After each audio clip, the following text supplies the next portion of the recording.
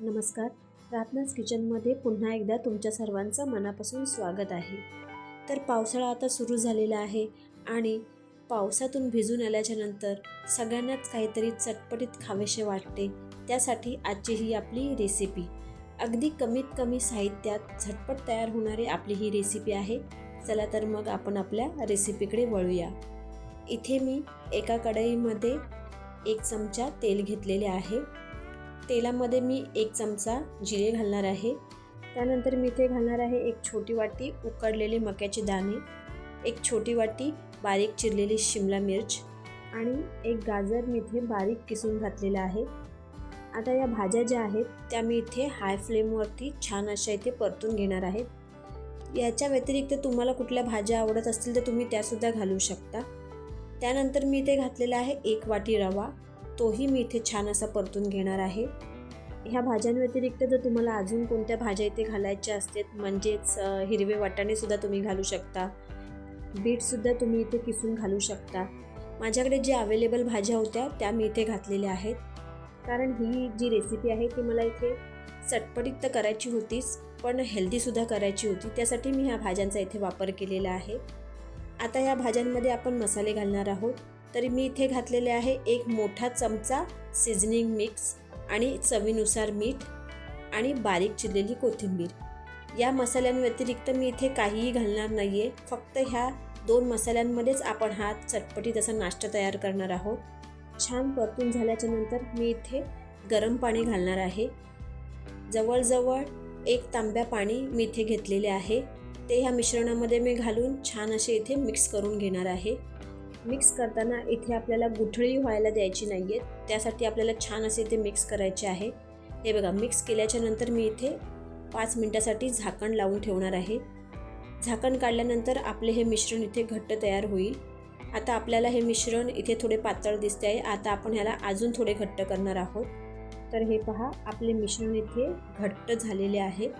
आता हे मिश्रण आपण इथे थंड करून घेणार आहोत. थंड झाल्याच्या नंतर आपण पुढील प्रक्रियेला सुरुवात करूया. आता मिश्रण आपले थंड झालेले आहे. मी इथे एक कंटेनर घेतलेले आहे. त्याच्यामध्ये हे सगळे मिश्रण मी काढून घेत आहे.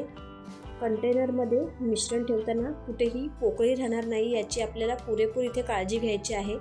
त्याच्यासाठीच मी स्पॅच्युलाच्या मदतीने छान असे घट्ट मिश्रण इथे दाबून दाबून भरलेले आहे. स्पॅच्युलाच्या मदतीने मी इथे छान असे हे मिश्रण एकसारखे पसरवून घेतलेले आहे. आता हा जो कंटेनर आहे त्याला आपण झाकण लावून 1 तासासाठी फ्रीजमध्ये सेट होण्यासाठी ठेवणार आहोत. 1 तासामध्ये हे छान असं सेट होईल, जेणेकरून आपल्याला कट करताना ते इझी होईल. 1 तासानंतर हे बघा, आपले मिश्रण इथे छान असे सेट झालेले आहे. तर आपण ते आता इथे डिमोल्ड करूया. हे बघा, आपल्या इथे छान असं डिमोल्डसुद्धा झालेलं आहे. आता आपण ह्याला सुरीच्या साहाय्याने कट करून घेऊया. मी इथे आयताकृती आकारामध्ये कट करून घेणार आहे.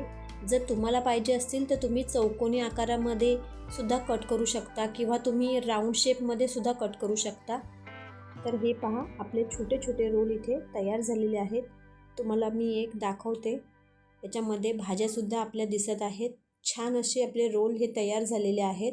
आता आपण हे रोल आहेत ना ते कोट करून घेणार आहोत.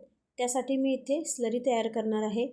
स्लरी तयार करण्यासाठी मी इथे अर्धी वाटी कॉर्नफ्लॉवर घेतलेले आहे, चवीनुसार मीठ घेतलेले आहे, 1 चमचा तिखट घातलेले आहे आणि गरजेनुसार पाणी घालून मी छान अशी इथे स्लरी तयार करून घेतलेली आहे. आता या स्लरीमध्ये आपण एक एक करून हे रोल आहेत ना ते डीप करून घ्यायचे आहेत आणि त्याच्यानंतर ही जी बारीक शेवई आहे त्याच्यामध्ये आपण तिला कोट करून घेणार आहोत. तर हे बघा, मी जे रोल आहेत ते ह्या स्लरीमध्ये डीप करून घेतलेले आहे आणि ह्या शेवयांनी मी ह्या रोलला छान असे कोट करून घेतलेले आहेत. हा पहा, आपला रोल इथे छान असा कोट झालेला आहे. दिसायलासुद्धा फार छान दिसत आहे. तर अशाच प्रकारे आपण बाकीचे रोलसुद्धा असे ह्या शेवयांनी कोट करून घेणार आहोत. त्यानंतर मी इथे तळणीसाठी कढई गरम करून घेतलेली आहे. एक एक करून मी हे रोल जे आहेत त्या ह्या कढईमध्ये सोडणार आहे. माझे जवळजवळ 5 रोल ह्या एका कढईमध्ये गेलेले आहेत. तळणीसाठी आपण जेव्हा पण कोणता पदार्थ कढईत टाकतो ना तेव्हा त्यांना 2 ते 3 मिनटं तुम्ही अजिबात हलवायचे नसते, कारण त्यामुळे ते तुटण्याची शक्यता असते. त्यामुळे सेट झाल्याच्या नंतरच आपण त्यांना आलटून पालटून फिरवायचे असते. आपण ह्याच्यामध्ये कोटिंगसाठी शेवेचा वापर केलेला आहे, त्याच्यामुळे हे जे रोल्स आहेत ते छान असे कुरकुरीत होणार आहेत. अशा प्रकारचे रोल्स तुम्ही घरी नक्की तयार करा, तुम्हाला सगळ्यांना नक्की आवडतील. छान असे आलटून पालटून फ्राय केल्याच्या नंतर हे पहा, आपले रोल्स इथे तयार झालेले आहेत. तुम्हाला हे रोल्स कसे वाटले हे मला कमेंट बॉक्समध्ये नक्की कळवा. व्हिडिओ आवडल्यास लाईक आणि सबस्क्राईब नक्की करा, जेणेकरून असेच नवनवीन व्हिडिओ मला तुमच्यापर्यंत पोहोचवता येतील. व्हिडिओ पूर्ण पाहिल्यास तुमच्या सर्वांचे मनापासून आभार.